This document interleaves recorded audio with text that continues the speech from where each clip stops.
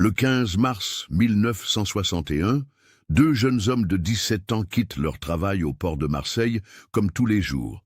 Henri Benedetti et Mohamed Kadri ne rentreront jamais chez eux. 34 ans plus tard, lors de la démolition d'une ancienne station de tramway dans le quartier de la Belle de Mai, des ouvriers découvrent un ticket de tram rouillé coincé dans une fissure du mur. Au verso, une inscription microscopique en français et en arabe révèle un secret qui va bouleverser deux familles et exposer une vérité terrifiante sur ce qui s'est réellement passé cette nuit-là. Comment un simple ticket de transport peut-il résoudre l'une des disparitions les plus mystérieuses de l'histoire de Marseille? Avant de continuer avec cette histoire troublante, si vous appréciez les affaires mystérieuses, réelles comme celle-ci, abonnez-vous à la chaîne et activez les notifications pour ne manquer aucun nouveau cas. Maintenant, découvrons comment tout a commencé. En 1961, Marseille vit au rythme de la guerre d'Algérie. La cité phocéenne, porte d'entrée de l'Afrique du Nord, accueille des milliers de réfugiés algériens fuyant le conflit, mais aussi des pieds noirs rapatriés et des harkis. Les tensions ethniques sont palpables dans tous les quartiers de la ville. Le vieux port grouille d'activités day et night. Les dockers travaillent sans relâche pour maintenir le commerce méditerranéen malgré l'instabilité politique. C'est dans ce contexte explosif que naît une amitié improbable entre Henri Benedetti et Mohamed Kadri. Henri vit avec sa famille dans le quartier de Saint-Mauron, dans une modeste maison de pierre typique des habitations ouvrières marseillaises. Ses parents, Giuseppe et Maria Benedetti, ont émigré d'Italie du Sud dans les années 40, à la recherche d'une vie meilleure. Giuseppe travaille comme mécanicien dans les chantiers navals. Maria tient un petit commerce d'épicerie fine italienne, rue de la République. Henri mesure 1,75 m, a des cheveux bruns bouclés et des yeux noisettes hérités de sa mère. Depuis l'âge de 15 ans, il travaille comme apprenti docker au port autonome de Marseille. Son caractère jovial et sa générosité naturelle lui valent l'affection de ses collègues. Il parle couramment l'italien avec ses parents et maîtrise parfaitement le français avec l'accent marseillais caractéristique. Mohamed Kadri, quant à lui, vit dans le quartier de Belsunce avec sa famille arrivée d'Algérie en 1958. Son père, Ahmed Kadri, ancien instituteur à Constantine, travaille désormais comme balayeur municipal, un déclassement social difficile à accepter. Sa mère, Aïcha, ne parle que l'arabe et reste principalement au foyer pour s'occuper de ses 4 enfants. Mohamed a une sœur plus jeune, Fatima, âgée de 14 ans, particulièrement brillante à l'école. Mohamed est grand et mince, 1,80 m, avec des cheveux noirs et des yeux sombres perçants. Il parle parfaitement français grâce à son père instituteur et maîtrise l'arabe classique et le dialecte algérien. Contrairement à beaucoup de jeunes de son âge, il sait lire et écrire dans les 2 langues, une compétence rare à l'époque pour un ouvrier. Les 2 garçons se rencontrent en septembre 1960 au port de Marseille. Henri travaille dans l'équipe de manutention des marchandises générales, Mohamed dans le secteur des céréales et des denrées alimentaires. Leur première conversation a lieu lors de la pause déjeuner, quand Mohamed partage son sandwich avec Henri, qui a oublié son repas. Cette simple geste de générosité marque le début d'une amitié solide qui va résister aux préjugés de l'époque. Rapidement, les 2 jeunes hommes deviennent inséparables. Ils prennent le même tramway ligne 2 pour se rendre au travail depuis la place de la République jusqu'au port. Le trajet dure 25 minutes et leur permet de discuter de leurs projets d'avenir. Henri rêve d'ouvrir une entreprise de transport maritime. Mohamed souhaite reprendre ses études pour devenir ingénieur. Tous 2 économisent chaque franc gagné pour réaliser leurs ambitions. Leur amitié ne passe pas inaperçue dans Marseille de 1961. Certains collègues français voient d'un mauvais œil cette fraternité avec un bico, terme péjoratif utilisé pour désigner les Nord-Africains. Côté algérien, certains membres de la communauté reprochent à Mohamed de fréquenter un roumi, mot arabe désignant les Européens. Mais les 2 amis font fi de ces critiques et continuent de se retrouver chaque soir après le travail. Le dimanche, ils se promènent sur la Canebière, flânent au marché aux puces de la Porte d'Aix ou vont voir des films au cinéma Rex. Henri fait découvrir à Mohamed les spécialités italiennes de sa mère. Mohamed invite Henri à goûter la cuisine algérienne de sa famille. Ces échanges culturels enrichissent leur amitié et leur permettent de dépasser les clivages ethniques qui divisent la ville. Le port autonome de Marseille en 1961 emploie plus de 15 000 personnes. Les conditions de travail sont difficiles, les journées commencent à 6 heures du matin et se terminent à 18 heures. Les dockers manient des charges lourdes sans équipement de protection moderne. Les accidents sont fréquents. La paye, bien que correcte pour l'époque, ne permet pas de grandes ambitions. Henri et Mohamed travaillent sous les ordres de Marcel Fontaine, un homme de 52 ans, chef d'équipe depuis 15 ans. Fontaine a la réputation d'être strict, mais juste avec ses employés. Ancien résistant pendant la guerre, il prône l'égalité entre tous les travailleurs, quelle que soit leur origine. Cette position lui vaut le respect des ouvriers, mais aussi l'hostilité de certains syndicalistes d'extrême droite. Les deux amis excellent dans leur travail. Henri a développé une connaissance impressionnante des différents types de marchandises transitant par le port. Il sait reconnaître la provenance des textiles, identifier la qualité des métaux, estimer la valeur des produits manufacturés. Mohamed, grâce à sa maîtrise de l'arabe, sert souvent d'interprète avec les équipages des navires nord-africains. Il comprend également les documents commerciaux rédigés en arabe, une compétence précieuse pour les services douaniers. Au fil des mois, Marcel Fontaine remarque leur qualité exceptionnelle. En février 1961, il leur confie des responsabilités supplémentaires. Henri est chargé de vérifier les inventaires des cargaisons européennes. Mohamed supervise les déchargements des navires en provenance d'Afrique du Nord. Cette promotion officieuse s'accompagne d'une augmentation de salaire de 15%. C'est dans l'exercice de ces nouvelles fonctions que les deux amis vont faire une découverte qui changera le cours de leur vie. En effet, leur position privilégiée leur donne accès à des informations sensibles sur les mouvements de marchandises. Ils peuvent consulter les manifestes de chargement, contrôler les documents douaniers, observer les allées et venues de certains navires aux horaires inhabituels. La première anomalie qu'ils remarquent concerne un cargo battant pavillon libérien, le Mediterranean Star, qui accoste régulièrement au quai numéro 7 tous les 15 jours. Officiellement, ce navire transporte des pièces détachées automobiles et des équipements électriques à destination de l'Afrique du Nord. Mais Henri remarque que les caisses déchargées sont beaucoup plus lourdes que ne le laisse supposer leur contenu déclaré. Mohamed, de son côté, observe que l'équipage du navire ne correspond jamais aux listes officielles transmises aux autorités portuaires. Les hommes qui débarquent ne parlent pas anglais comme des marins libériens, mais s'expriment dans un mélange d'arabe et de français avec différents accents régionaux. Certains semblent connaître parfaitement la géographie de Marseille, ce qui est étrange pour des marins étrangers en escale. Les deux amis décident de mener leur propre enquête discrète. Ils profitent de leur pause pour observer les opérations de déchargement du Mediterranean Star. Ce qu'ils découvrent, les glaces d'effroi. Les caisses, officiellement remplies de pièces automobiles, contiennent en réalité des armes de guerre. Fusils automatiques, munitions, explosifs, le tout soigneusement emballé et réparti dans des contenants aux fausses étiquettes. Plus troublant encore, ils réalisent que ces armes ne sont pas destinées à un seul camp. Certaines cargaisons partent vers l'Algérie, probablement pour approvisionner le FLN, d'autres sont déchargées directement à Marseille et stockées dans des entrepôts du port.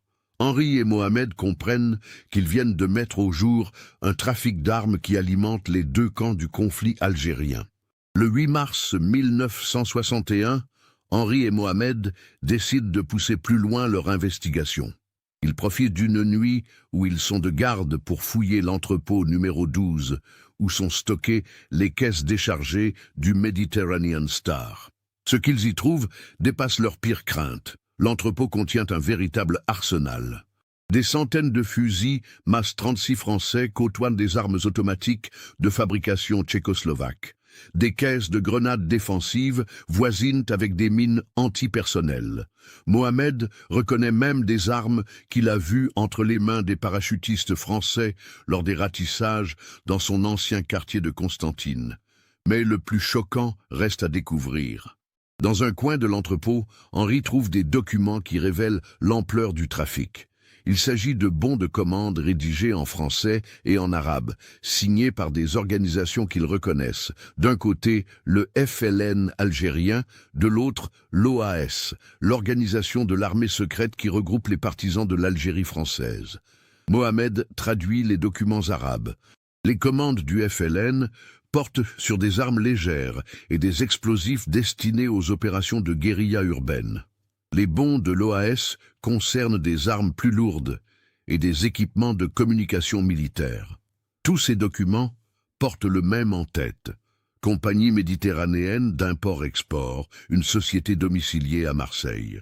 Henri photographe discrètement les documents les plus compromettants avec un petit appareil photo Kodak que lui a offert son frère Jean-Claude pour ses 17 ans. Les clichés ne sont pas parfaits car la lumière est faible, mais il distingue clairement les signatures et les cachets officiels.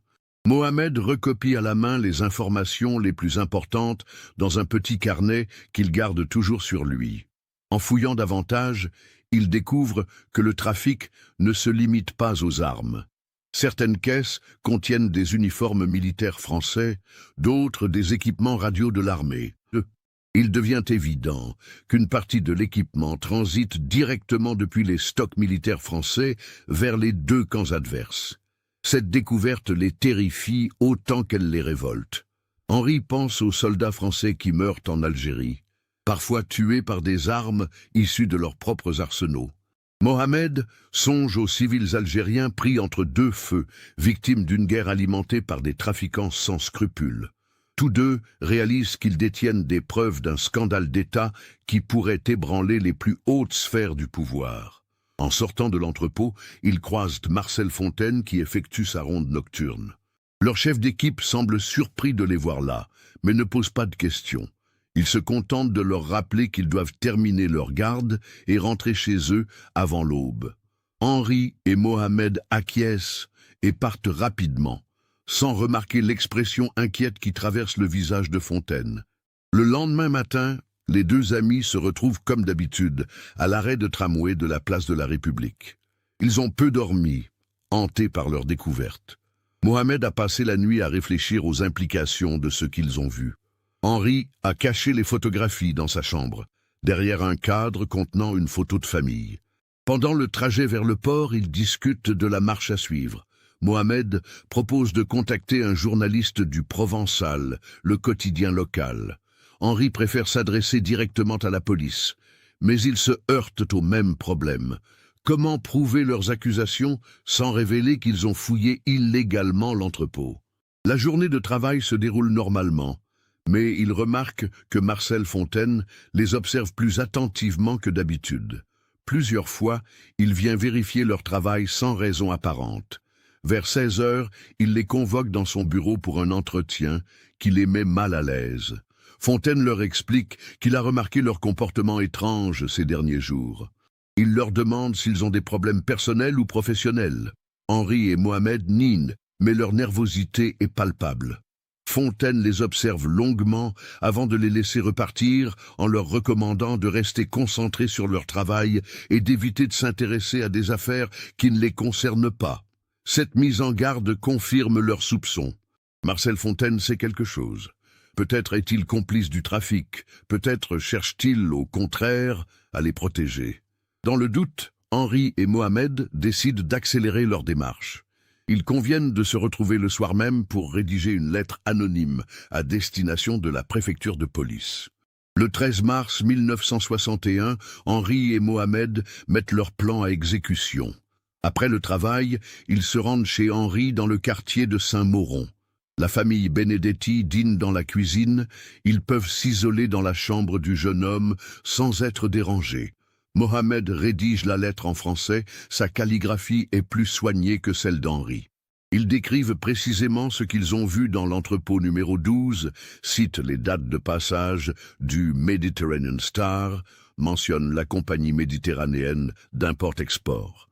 Pour crédibiliser leur témoignage, ils joignent des photocopies des documents photographiés par Henri. La lettre fait 4 pages dactylographiées sur la machine à écrire de Jean-Claude, le frère aîné d'Henri, qui travaille comme employé de bureau dans une compagnie d'assurance. Il signe 2 patriotes marseillais et indique qu'ils peuvent fournir d'autres preuves si nécessaire. Pour établir un contact, il donne rendez-vous au commissaire enquêteur le 15 mars à 20 h près de la fontaine de la place Castellane. Le 14 mars au matin, Mohamed poste la lettre dans une boîte aux lettres du centre-ville, loin de son domicile et de son lieu de travail. Les 2 amis passent une journée difficile au port, sans cesse sur leur garde. Il remarque que Marcel Fontaine multiplie les conversations téléphoniques dans son bureau, ce qui n'est pas dans ses habitudes. Vers 14 h, un incident les alarme. Un homme en costume qu'ils n'ont jamais vu pose des questions sur eux aux autres dockers. Il se présente comme un inspecteur des services sociaux enquêtant sur les conditions de travail des jeunes employés. Mais ces questions portent davantage sur leur vie privée, leurs amis, leurs activités en dehors du travail. Henri et Mohamed comprennent qu'ils sont surveillés. Ils modifient leurs habitudes, rentrent séparément chez eux, évitent de se retrouver comme d'habitude. Mohamed avertit sa sœur Fatima qu'il pourrait avoir des problèmes et lui confie une enveloppe scellée à remettre à la police si quelque chose lui arrive. Henri fait de même avec son frère Jean-Claude. Le 15 mars 1961, Downs Under, a Grey Marseille Sky. La matinée au port se déroule sans incident majeur, mais les 2 amis sentent une tension inhabituelle. Plusieurs fois, ils croisent des hommes qu'ils ne connaissent pas et qui semblent les observer. Marcel Fontaine reste enfermé dans son bureau et évite tout contact avec eux. À l'heure du déjeuner, Henri et Mohamed se retrouvent discrètement dans un café de la rue de la République. Ils conviennent des modalités de leur rendez-vous du soir avec le représentant de la police. Si l'entrevue se passe bien, ils révéleront leurs identités et accepteront de témoigner officiellement. Si elle tourne mal, ils quitteront Marseille temporairement le temps que l'affaire se tasse. L'après-midi passe lentement. Vers 17 h, Marcel Fontaine les convoque à nouveau dans son bureau. Cette fois, son attitude est différente. Il semble nerveux, évite leurs regards, manipule machinalement les objets sur son bureau. Il leur annonce qu'ils devront effectuer des heures supplémentaires pour finir le déchargement d'un cargo arrivé en retard. Henri et Mohamed échangent un regard inquiet. Ces heures supplémentaires vont les empêcher d'arriver à l'heure au rendez-vous de la place Castellane. Ils tentent de protester, invoquant des obligations familiales, mais Fontaine reste inflexible. Il précise qu'ils devront rester jusqu'à la fin du déchargement, même si cela dure toute la nuit. Les 2 amis n'ont pas le choix. Ils commencent les heures supplémentaires vers 18 h 30, en compagnie de 6 autres dockers. Le cargo à décharger est un petit navire de commerce marseillais, revenant d'Alger, avec une cargaison de fruits et légumes. Le travail devrait normalement se terminer vers 22 h, mais les choses ne se passent pas comme prévu. Vers 19 h 30, Marcel Fontaine annonce que des contrôleurs douaniers vont inspecter la cargaison et que tous les ouvriers doivent attendre dans la salle de repos. Henri et Mohamed sont séparés des autres dockers et conduits dans un bureau isolé sous prétexte qu'ils doivent vérifier des documents. C'est là qu'ils rencontrent Vincent Mercier et Saïd Benchik, 2 hommes qu'ils n'avaient jamais vus auparavant. Mercier, la quarantaine, porte un costume sombre et s'exprime avec l'accent marseillais.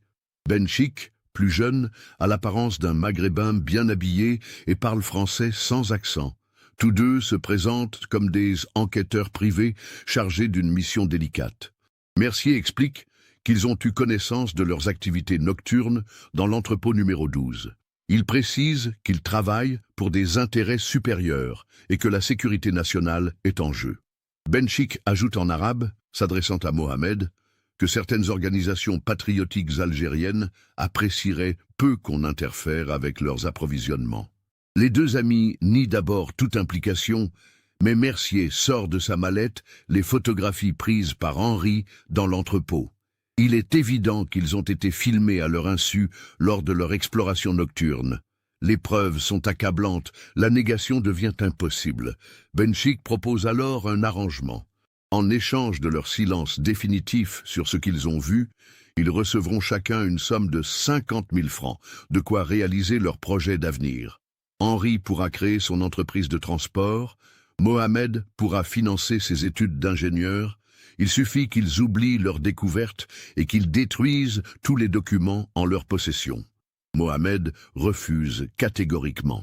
Il explique que sa conscience ne lui permet pas d'accepter cet argent du sang.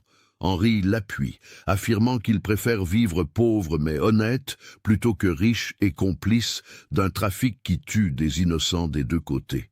Cette réaction semble surprendre Mercier et Benchik, qui n'avaient apparemment pas prévu un refus aussi ferme. L'atmosphère se tend rapidement. Mercier explique que leur refus pose un problème de sécurité majeur.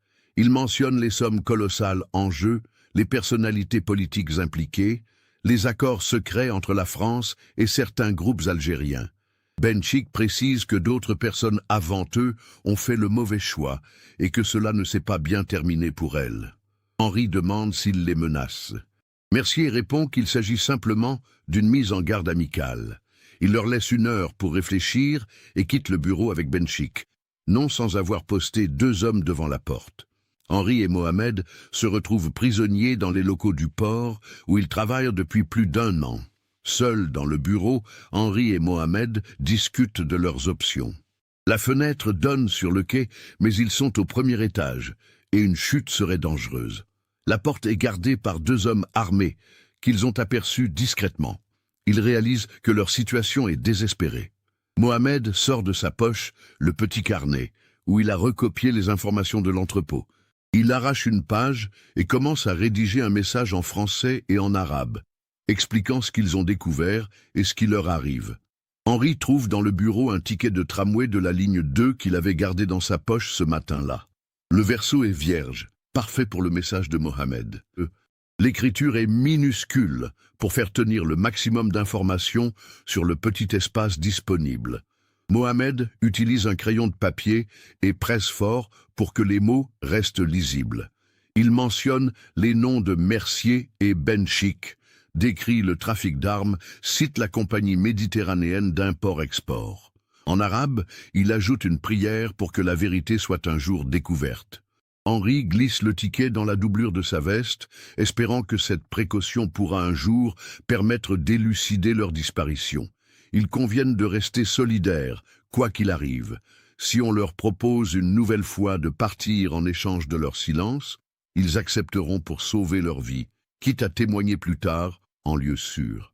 Vers 22 heures, Mercier et Benchik reviennent accompagnés de Marcel Fontaine. Le chef d'équipe évite leur regard, visiblement mal à l'aise. Mercier demande leur réponse définitive. Mohamed déclare qu'ils acceptent l'argent et promettent de se taire. Henri confirme en précisant qu'ils détruiront tous les documents en leur possession. Benchik semble soulagé, mais Mercier reste méfiant. Il explique que la confiance doit se mériter et qu'ils vont devoir faire leurs preuves.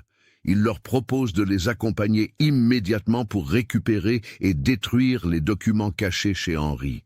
Ensuite, ils recevront l'argent promis et pourront reprendre leur vie normale. Les 2 amis n'ont pas le choix. Ils accompagnent Mercier et 2 de ses hommes jusqu'au quartier de Saint-Mauron. Benchik reste au port avec Marcel Fontaine pour finir de régler les détails. Le trajet se fait en voiture, une Citroën DS noire aux vitres teintées. Henri indique le chemin jusqu'à la maison familiale rue Sainte-Cécile. Il est presque minuit quand ils arrivent devant la modeste maison des Benedetti.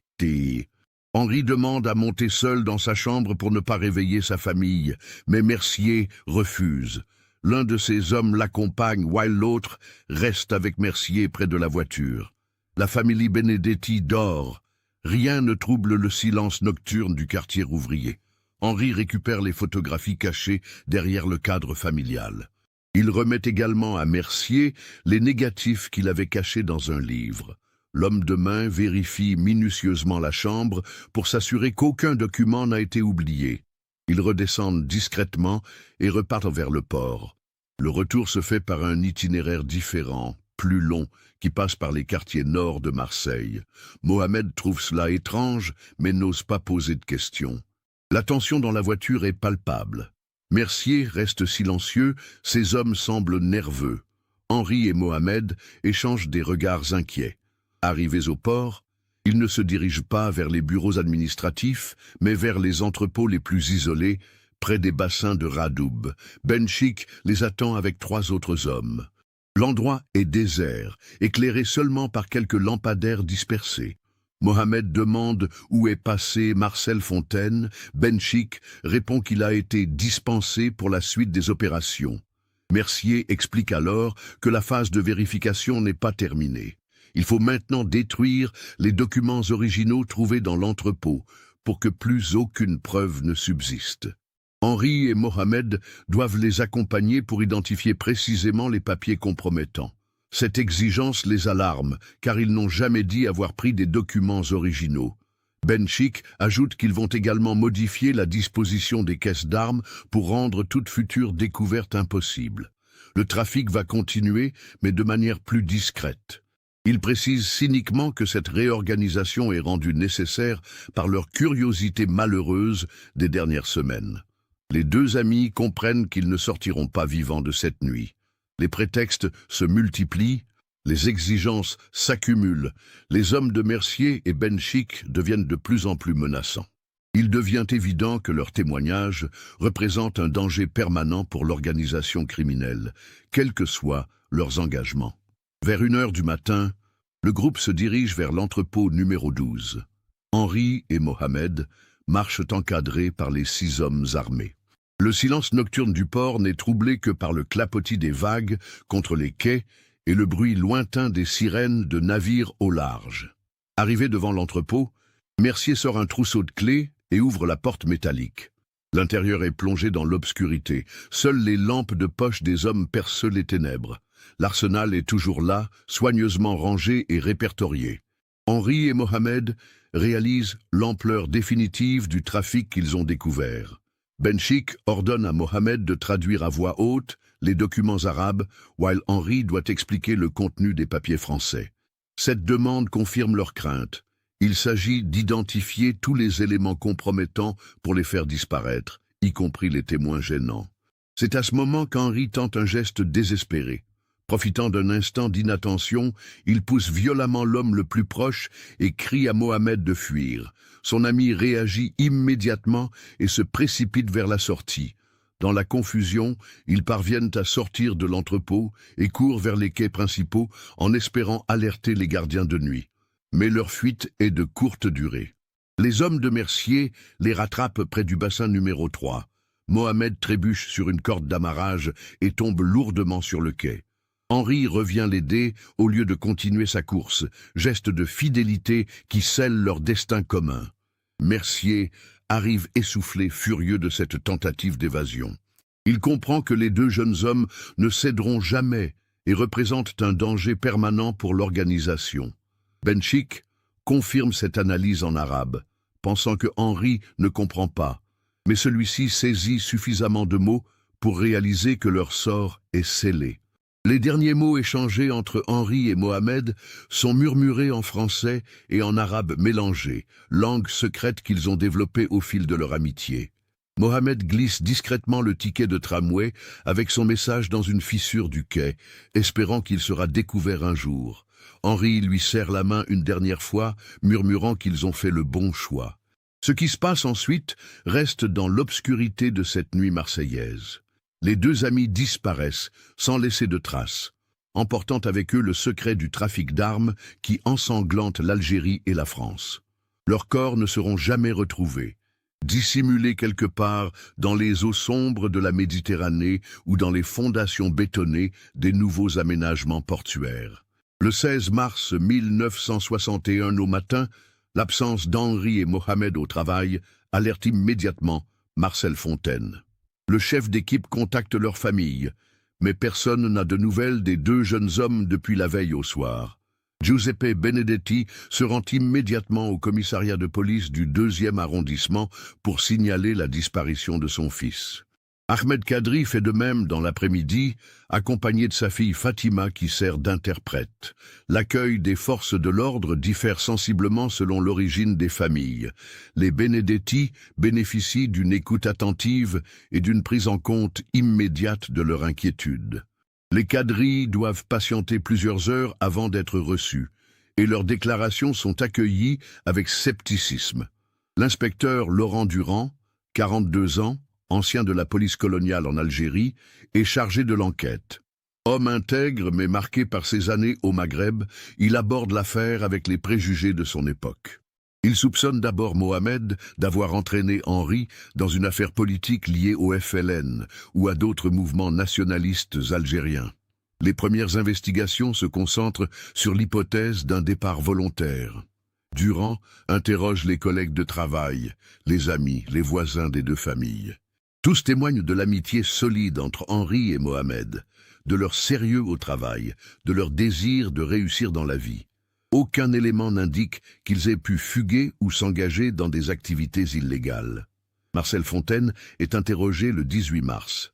Il explique que les deux jeunes hommes ont effectué des heures supplémentaires le 15 mars et qu'il les a vus partir ensemble vers 22h30. Selon lui, ils semblaient normaux, peut-être un peu fatigués par la journée de travail prolongée. Il nie toute connaissance de leurs activités en dehors du port. L'enquête de voisinage révèle qu'Henri est rentré chez lui vers minuit, accompagné d'un homme que personne ne connaît. Madame Albertini, la voisine des Benedetti, a entendu des bruits de pas dans l'escalier et des chuchotements. Elle a regardé par sa fenêtre et vu une voiture sombre stationnée devant la maison, mais n'a pas relevé le numéro d'immatriculation. Du côté de la famille Kadri, personne n'a vu Mohamed rentrer après le travail. Sa sœur Fatima révèle qu'il lui avait confié une enveloppe scellée quelques jours plus tôt, en lui demandant de la remettre à la police s'il lui arrivait quelque chose. L'enveloppe contient une lettre manuscrite de Mohamed, expliquant qu'il a découvert des activités suspectes au port et qu'il craint pour sa sécurité. Cette révélation change la donne de l'enquête. L'inspecteur Durand comprend que la disparition n'est pas liée à des activités politiques algériennes, mais à une affaire de corruption ou de trafic au port de Marseille. Il commence à s'intéresser de plus près aux activités professionnelles des deux disparus et aux personnes qui les supervisaient. L'interrogatoire approfondi de Marcel Fontaine a lieu le 22 mars. Face aux révélations contenues dans la lettre de Mohamed, le chef d'équipe ne peut plus nier sa connaissance des activités nocturnes des deux jeunes hommes. Il avoue les avoir surpris dans l'entrepôt numéro 12 et avoir alerté ses supérieurs hiérarchiques. Fontaine explique qu'il a reçu l'ordre de surveiller Henri et Mohamed sans leur nuire. On lui a dit qu'il s'intéressait à des marchandises sensibles et qu'il fallait évaluer le danger qu'ils représentaient. Il assure n'avoir jamais imaginé que cette surveillance puisse mettre leur vie en péril. Ses regrets semblent sincères, mais son témoignage reste incomplet. L'inspection de l'entrepôt numéro 12 révèle qu'il a été entièrement vidé dans la nuit du 15 au 16 mars. Plus aucune trace des marchandises suspectes mentionnées par Mohamed. Les documents douaniers officiels ne signalent rien d'anormal dans les cargaisons récemment stockées à cet endroit. L'enquête se heurte à un mur de silence. Les investigations sur la compagnie méditerranéenne d'import-export citée dans la lettre de Mohamed aboutissent à une impasse. Cette société existe bien légalement, domiciliée rue Paradis dans le 1er arrondissement. Mais ses bureaux sont vides depuis plusieurs semaines et aucun employé n'a laissé d'adresse de contact. Les registres du commerce révèlent qu'elle était spécialisée dans l'import-export de matériel industriel. L'inspecteur Durand interroge les autres dockers ayant travaillé avec Henri et Mohamed. Certains mentionnent des conversations à voix basse entre les deux amis ces derniers temps, d'autres évoquent leur nervosité inhabituelle. Plusieurs témoins confirment avoir vu des hommes en costume poser des questions sur les deux disparus dans les jours précédant leur disparition. Le Mediterranean Star, le cargo mentionné dans les notes de Mohamed, a quitté le port de Marseille le 16 mars à l'aube, quelques heures après la disparition. Les autorités portuaires confirment qu'il battait pavillon libérien et transportait du matériel industriel vers Alger. Mais quand Durand tente de contacter les armateurs libériens, il apprend que ce navire n'existe dans aucun registre officiel. Face à ces obstacles, l'enquête piétine rapidement. Les pistes se referment une à une, les témoins deviennent évasifs, les documents disparaissent mystérieusement. L'inspecteur Durand comprend qu'il se heurte à une organisation puissante, disposant de complicité à tous les niveaux. Sa hiérarchie commence à exercer des pressions pour qu'il classe l'affaire. Le 15 avril 1961, exactement un mois après la disparition, le commissaire divisionnaire convoque Durand pour faire le point sur l'enquête. Il lui explique que les tensions liées à la guerre d'Algérie ne permettent pas de mobiliser indéfiniment des moyens sur une affaire de disparition sans cadavre ni preuve formelle d'homicide. Durand proteste, affirmant que tous les éléments indiquent que Henri Benedetti et Mohamed Kadri ont été victimes d'un règlement de compte lié à un trafic d'armes, mais ses supérieurs restent inflexibles.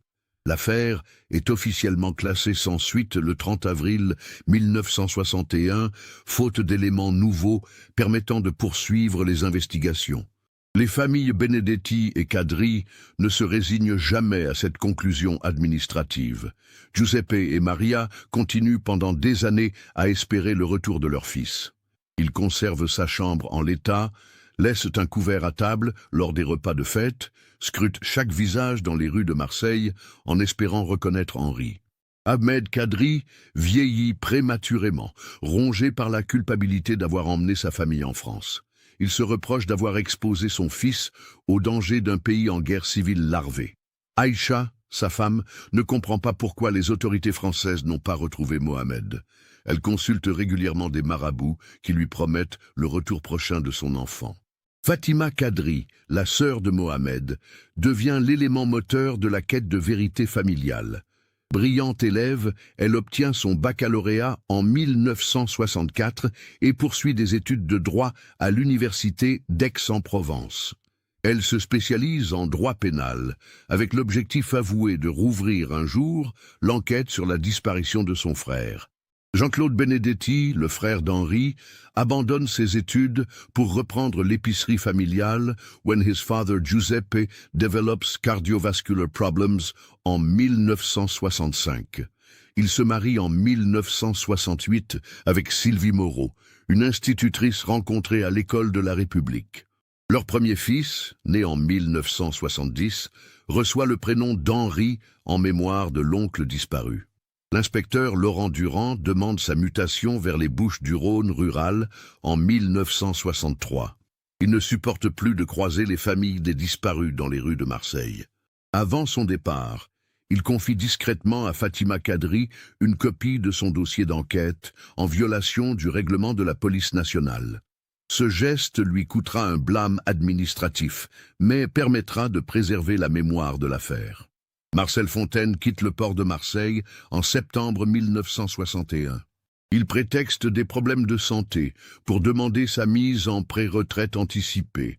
Ses anciens collègues racontent qu'il est devenu taciturne et évite soigneusement d'évoquer la disparition d'Henri et Mohamed. Il s'installe dans un petit village du Var-Wer. Il finit ses jours en 1980 sans avoir jamais révélé ce qu'il savait vraiment.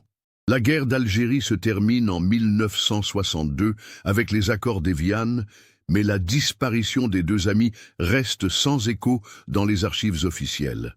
Les dossiers concernant les activités des services secrets pendant le conflit sont classifiés pour 50 ans. Beaucoup d'affaires similaires restent dans l'ombre, victimes collatérales d'une guerre qui ne dit pas son nom. Dans les années 70, Fatima Kadri, devenue avocate, tente à plusieurs reprises de relancer l'enquête. Elle constitue des dossiers détaillés, sollicite des personnalités politiques, saisit les instances judiciaires compétentes. Mais ces démarches se heurtent toujours au même obstacle, l'absence de nouveaux éléments matériels permettant de rouvrir officiellement l'affaire. En 1975, elle épouse Michel Dubourg, un journaliste du Provençal, rencontré lors de ses démarches. Ensemble, ils mènent une enquête journalistique approfondie sur les trafics d'armes pendant la guerre d'Algérie. Leur travail révèle l'ampleur des réseaux clandestins qui ont approvisionné tous les camps mais n'apportent pas de preuves directes concernant Henri et Mohamed. La famille Benedetti traverse des épreuves supplémentaires. Giuseppe meurt d'un infarctus en 1976, officiellement terrassé par une crise cardiaque, but family members know que le chagrin de la disparition d'Henri a contribué à sa mort prématurée. Maria sombre dans une dépression profonde et doit être hospitalisée à plusieurs reprises dans les années suivantes. Jean-Claude reprend l'entreprise familiale, mais la transforme progressivement. L'épicerie italienne devient un petit supermarché moderne adapté aux nouvelles habitudes de consommation marseillaises. Le commerce prospère, permettant d'améliorer les conditions de vie de la famille, mais le fantôme d'Henri plane toujours sur toutes les décisions importantes. En 1980, Ahmed Kadri fait un accident vasculaire cérébral qui le laisse partiellement paralysé. Aïcha le soigne avec dévouement, mais vieillit elle aussi rapidement. Fatima assume de plus en plus la charge de ses parents, tout en continuant ses recherches sur la disparition de Mohamed. Elle n'a jamais eu d'enfant, consacrant toute son énergie à la quête de vérité. Les années 80 voient l'émergence de nouvelles technologies qui auraient pu aider l'enquête. L'informatisation des fichiers de police, les techniques d'identification scientifique, les moyens de communication modernes offrent des possibilités inédites. Mais 30 ans après les faits, les témoins ont disparu et les preuves se sont volatilisées. En 1985, le 25e anniversaire de la disparition donne lieu à une cérémonie discrète au cimetière Saint-Pierre de Marseille. Les familles Benedetti et Kadri font ériger une stèle commune à la mémoire d'Henri et Mohamed, morts pour avoir voulu dire la vérité. Cette initiative symbolique marque une forme de résignation après un quart de siècle de combat. Michel Dubourg publie en 1988 un livre intitulé « Les disparus de Marseille » qui consacre un chapitre entier à l'affaire Henri Mohamed. L'ouvrage rencontre un certain succès régional et sensibilise l'opinion publique locale, to forgotten cases. Plusieurs lecteurs contactent l'auteur pour témoigner d'événements similaires pendant la guerre d'Algérie. Maria Benedetti meurt en 1989 sans avoir jamais accepté la disparition de son fils. Jusqu'à ses derniers jours, elle prétend le voir dans les rues de Marseille et refuse qu'on range ses affaires. Jean-Claude hérite de la maison familiale, mais ne peut se résoudre à modifier la chambre d'Henri, conservée comme un sanctuaire depuis 28 ans. Ahmed Kadri décède en 1992. Emportant avec lui les derniers souvenirs directs de son fils. Aïcha, devenue très fragile, s'installe chez Fatima, qui continue inlassablement ses recherches. L'avocate a constitué au fil des années un véritable archive privée sur l'affaire, collectant témoignages, documents, hypothèses, sans jamais perdre espoir. En 1994, l'ouverture partielle des archives officielles concernant la guerre d'Algérie permet à Fatima d'accéder à de nouveaux documents. Elle découvre l'existence de réseaux franco-algériens de trafic d'armes beaucoup plus étendus qu'elle ne l'imaginait. Certains noms cités dans les rapports déclassifiés correspondent à des personnes mentionnées dans l'enquête de 1961. Ces révélations tardives confirment que Henri et Mohamed avaient effectivement découvert un trafic d'envergure internationale. Mais 33 ans après leur disparition, tous les protagonistes directs sont morts ou introuvables. Fatima réalise que la vérité judiciaire ne sera probablement jamais établie, même si la vérité historique commence à émerger. C'est dans ce contexte de résignation progressive que va survenir, en 1995, la découverte qui va bouleverser les deux familles et révéler enfin ce qui s'est réellement passé cette nuit du 15 mars 1961. Le 12 juin 1995, les services municipaux de Marseille entreprennent la démolition de l'ancienne station de tramway de la Belle de Mai. Cette infrastructure, construite en 1928, doit céder la place à un nouveau complexe commercial dans le cadre du réaménagement urbain de la zone nord de la ville. L'équipe de démolition dirigée par Alain Bertrand, entrepreneur en bâtiment marseillais, Commencent les travaux de déblaiement des quais et des abris voyageurs. La structure en béton armé résiste aux premiers coups de bulldozer, nécessitant l'intervention d'outils plus puissants pour fracturer les fondations anciennes. Vers 15 heures, Jean-Marc Castellano, ouvrier de l'entreprise Bertrand, remarque un objet coincé dans une fissure du mur principal de la station. En cherchant à l'extraire avec une barre à mine, il découvre qu'il s'agit d'un vieux ticket de tramway de la ligne 2, jauni par le temps et partiellement rouillé par l'humidité. L'objet aurait pu être jeté avec les gravats, mais Castellano, collectionneur amateur de souvenirs marseillais, décide de le conserver. En l'examinant de plus près, il remarque des traces d'écriture au verso du ticket.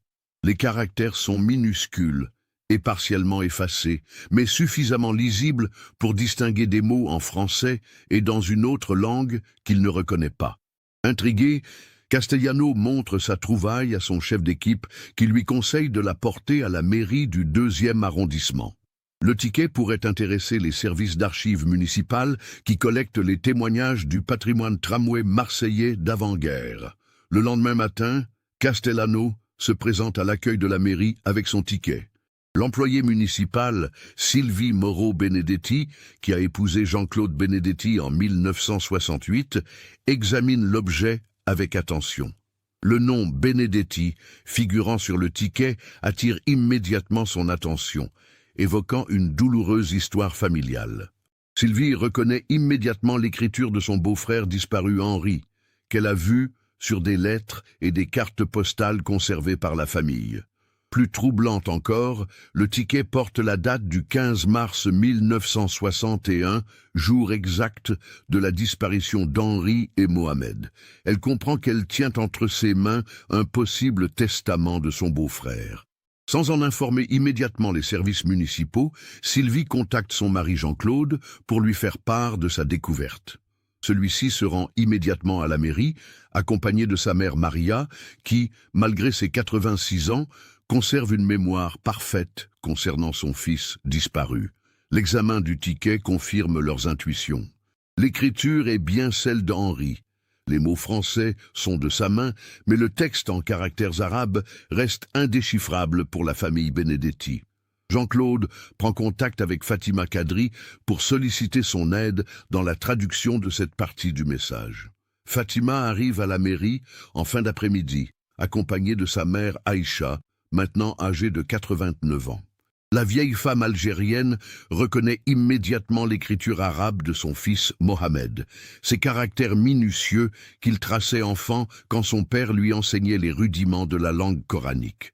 La traduction du message révèle un contenu bouleversant. Mohamed a écrit en arabe. « Si vous trouvez ceci, sachez que Henri Benedetti et Mohamed Kadri sont morts pour avoir découvert un trafic d'armes au port. Mercier et Benchik nous ont tués pour protéger leur commerce avec le FLN et l'OAS. Puisse Allah punir ceux qui font du profit sur le sang innocent. » La partie française, rédigée par Henri, complète le témoignage. Nous avons trouvé des armes dans l'entrepôt 12 du port. La compagnie méditerranéenne vend aux deux camps. Marcel Fontaine savait. Mercier et Benchik nous ont emmenés cette nuit. Nous allons mourir, mais nous espérons que quelqu'un trouvera cette preuve. Henri et Mohamed, amis pour toujours. Cette découverte constitue le premier élément matériel direct concernant la disparition des deux amis. Le ticket, authentifié par les écritures caractéristiques des deux jeunes hommes, apporte enfin la preuve de leur assassinat et révèle l'identité de leur meurtrier présumé. Jean-Claude Benedetti contacte immédiatement l'avocat de la famille, maître Guillaume Rossi, spécialisé en droit pénal. Fatima Kadri, en sa qualité d'avocate, prend également l'initiative de saisir le procureur de la République de Marseille pour demander la réouverture de l'enquête sur la base de ces nouveaux éléments. Le dossier arrive sur le bureau du juge d'instruction Patrick Lombard, le 20 juin 1995. Magistrat rigoureux, Lombard est spécialisé dans les affaires de criminalité organisée et les dossiers historiques liés aux conflits coloniaux. Il décide immédiatement d'ouvrir une information judiciaire pour homicide volontaire. L'expertise graphologique du ticket, confiée au laboratoire de police scientifique de Lyon, confirme l'authenticité des écritures. L'analyse chimique du papier et de l'encre permet de dater la rédaction du message entre 1960 et 1965, période compatible avec la disparition. L'humidité et l'oxydation correspondent à un stockage prolongé dans un environnement fermé. Parallèlement, les nouvelles investigations permettent de recouper les informations contenues dans le message avec les éléments de l'enquête originale. Les noms de Mercier et Benchik n'apparaissaient pas dans le dossier de 1961, mais des recoupements avec les archives des services de renseignement révèlent leur existence réelle. Vincent Mercier était effectivement un agent des services secrets français opérant sous couverture commerciale pendant la guerre d'Algérie. Saïd Benchik figurait sur les listes de surveillance comme intermédiaire entre différents groupes algériens et des réseaux de contrebande méditerranéens.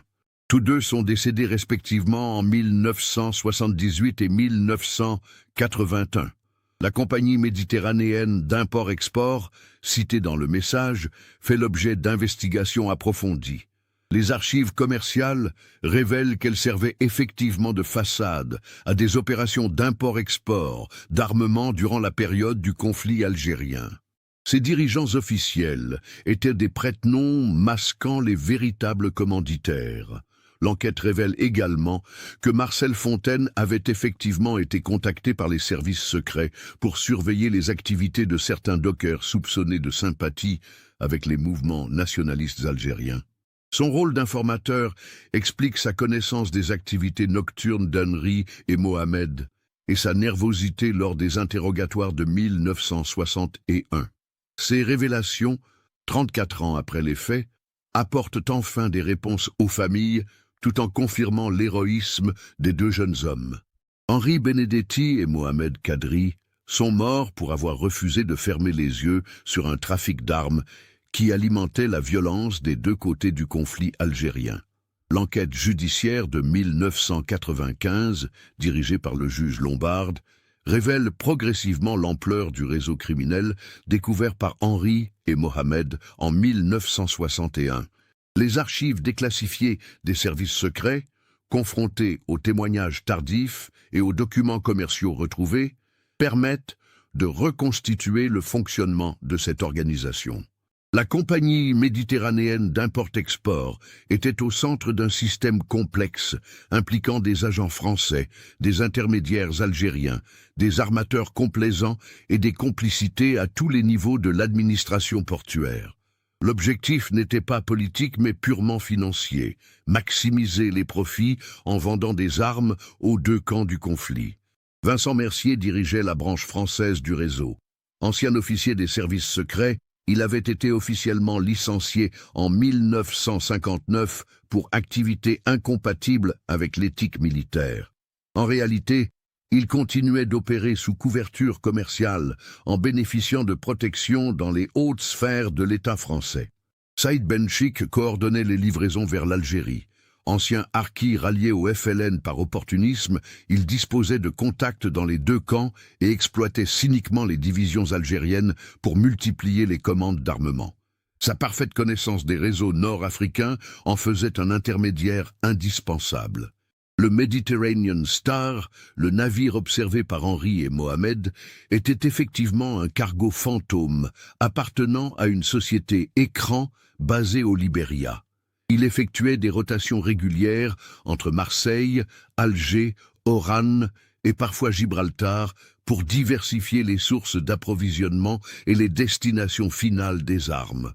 Les armes provenaient de sources multiples.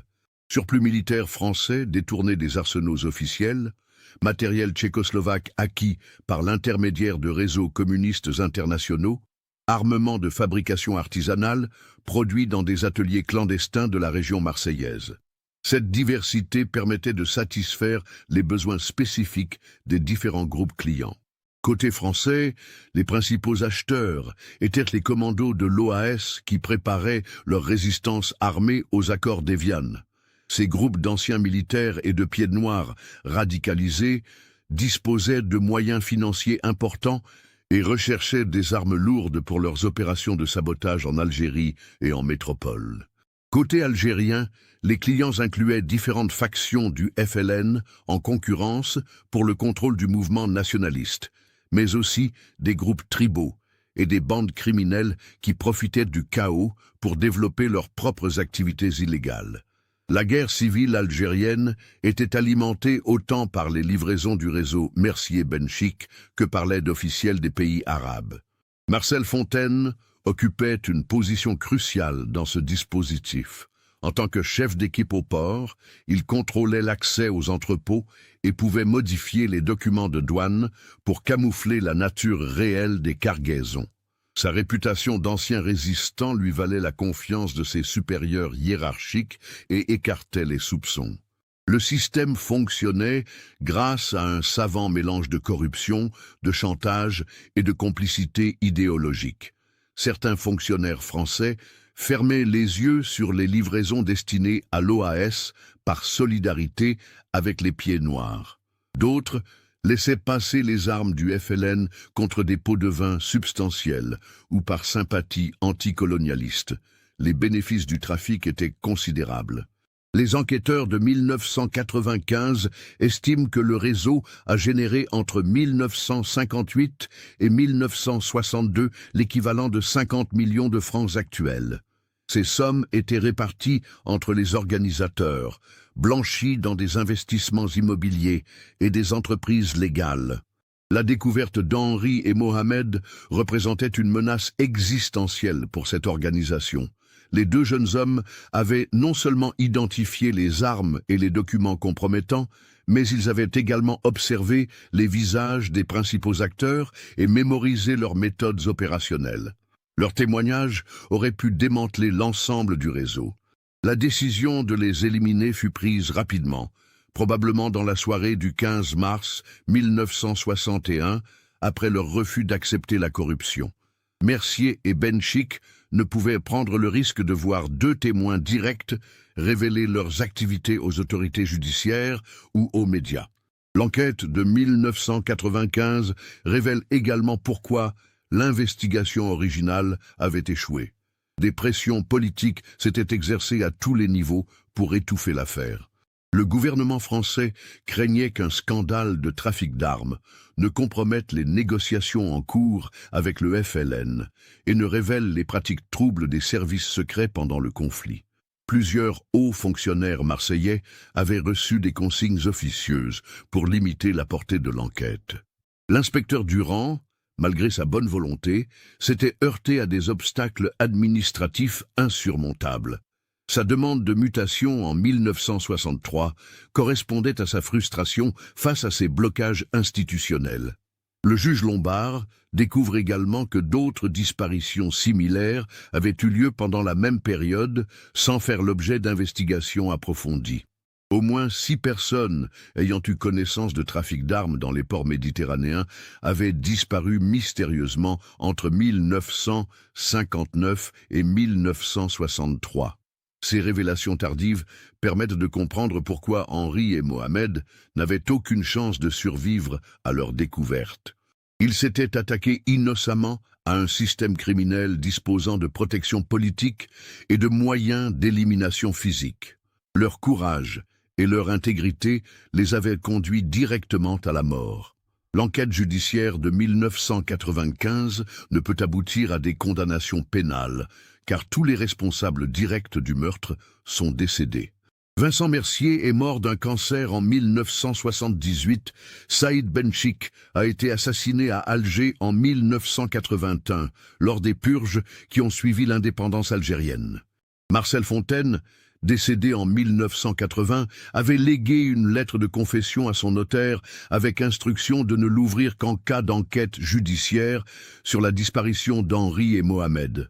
Cette lettre, remise au juge Lombard en septembre 1995, confirme tous les éléments révélés par le ticket de tramway. Fontaine explique dans sa confession qu'il avait été recruté comme informateur par les services secrets en 1959 sous la menace de révélations sur ses activités résistantes pendant la guerre.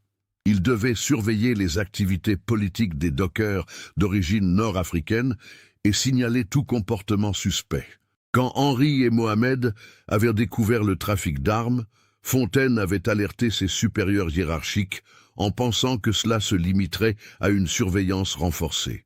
Il n'avait jamais imaginé que sa dénonciation conduirait à l'assassinat des deux jeunes hommes. Cette culpabilité l'avait rongé pendant 20 ans jusqu'à sa mort. La confession de Fontaine révèle également les derniers moments d'Henri et Mohamed. Après leur tentative de fuite avortée, ils avaient été conduits sur un chalutier ancré dans les calanques de Cassis.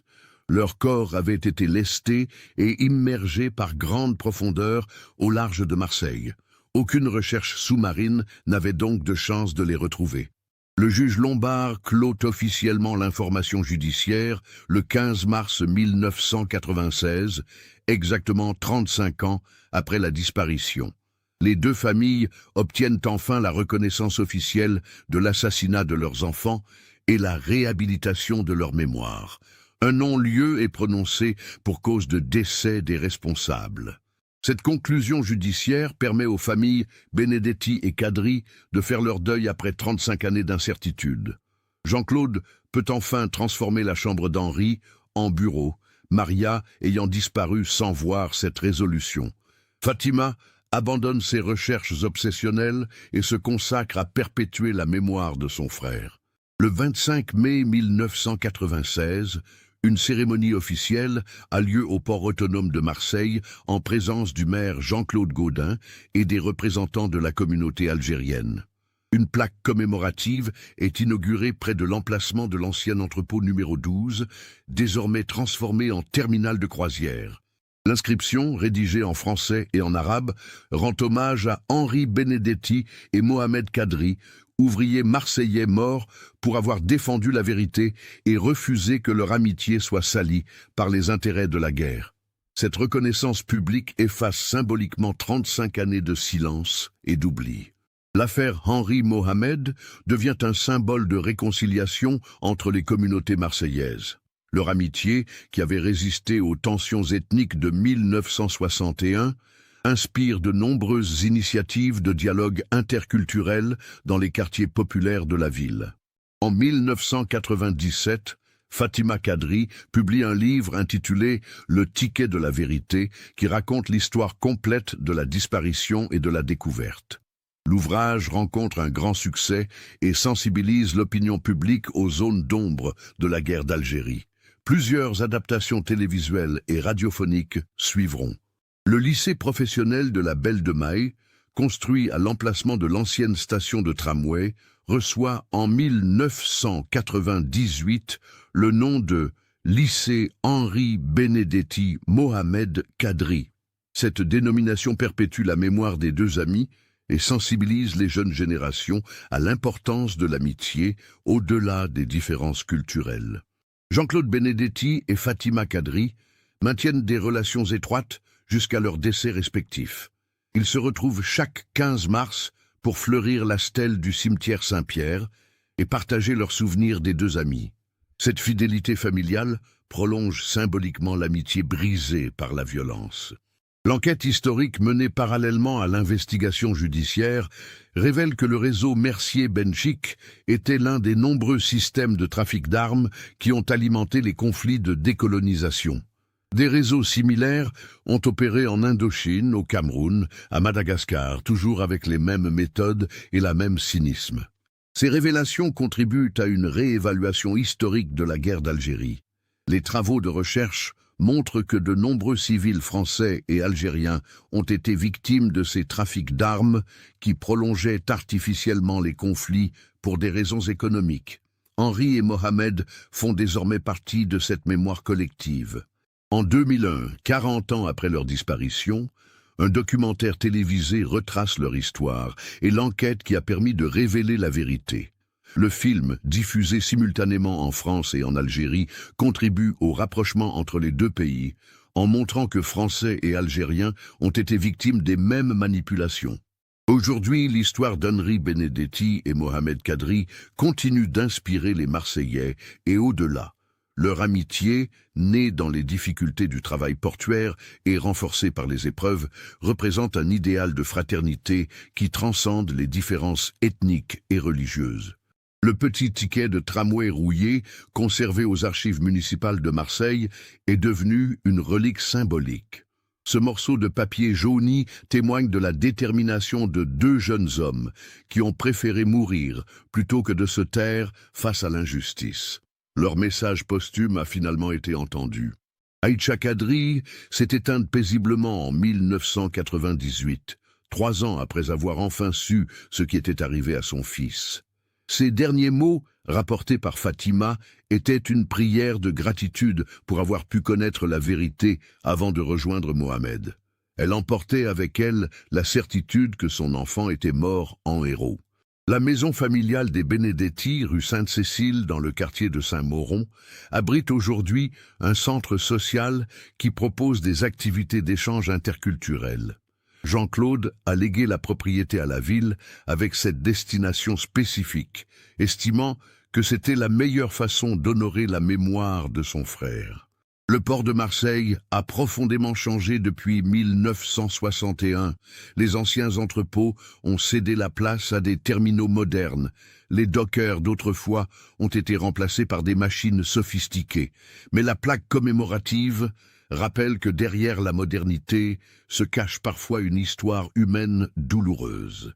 L'enquête sur Henri et Mohamed a également permis d'élucider d'autres disparitions de la même époque. 6 autres familles ont pu obtenir des réponses sur le sort de leurs proches, victimes collatérales des mêmes réseaux criminels. Cette vérité tardive, mais complète, a contribué à apaiser des douleurs familiales vieilles de plusieurs décennies. Fatima Kadri est décédée en 2015 à l'âge de 72 ans, après avoir consacré sa vie à perpétuer la mémoire de son frère. Elle n'a jamais eu d'enfant, mais a adopté symboliquement tous les jeunes Marseillais qui venaient de l'écouter raconter l'histoire d'Henri et Mohamed. Son legs aux archives nationales comprend tous les documents rassemblés pendant ses recherches. L'affaire continue d'alimenter les travaux des historiens spécialisés dans la guerre d'Algérie. Elle illustre parfaitement comment des intérêts privés ont pu manipuler un conflit national pour en tirer des profits illégaux. Cette dimension économique de la guerre, longtemps occultée, fait désormais partie de l'enseignement officiel. En 2021, 60 ans après leur disparition, Henri Benedetti et Mohamed Kadri ont été officiellement reconnus morts pour la France, par décret présidentiel. Cette reconnaissance tardive mais symbolique achève leur réhabilitation morale et inscrit définitivement leur sacrifice dans l'histoire nationale. Leur histoire nous enseigne que l'amitié authentique peut résister aux pires tempêtes politiques et que la vérité, même cachée pendant des décennies, finit toujours par triompher. Elle nous rappelle aussi que derrière les grands événements historiques se cachent souvent des tragédies individuelles, qui méritent d'être révélés et honorés.